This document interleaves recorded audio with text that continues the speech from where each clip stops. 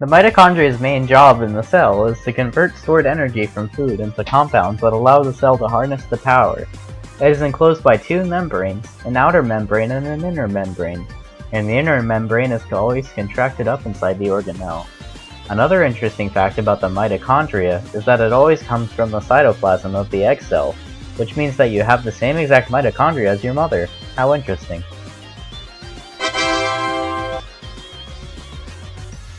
In cells, the cytoskeleton is what gives it structure. Without a cytoskeleton, cells would likely be blobs with no structure. It consists of a network of protein filaments that can help with structure and movement for cells that require it, like unicellular organisms. It is made of microfilaments and microtubules, which on their own form extensive networks, help the cell to move, support the cell, are important in division, and build projections from the surface of the cell. At the very center of the cell is the nucleus. The nucleus contains almost all of the cell's DNA, which involves instructions for how to build essential proteins and other molecules. A nucleus has three main parts, one of which being a nuclear envelope that separates the nucleus from the rest of the cell, and contains tiny holes for materials to leave.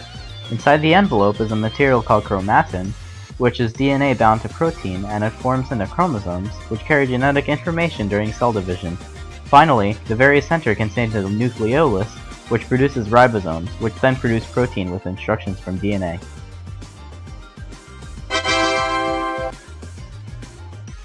The main job of the endoplasmic reticulum, or ER, is to assemble lipid components of the cell membrane along with other exported proteins and materials.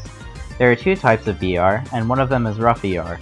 Rough ER aids in protein synthesis due to its ribosomes that are on the surface, which make it rough. Ribosomes produce protein, so naturally rough ER is abundant in cells that produce large amounts of protein, like white blood cells.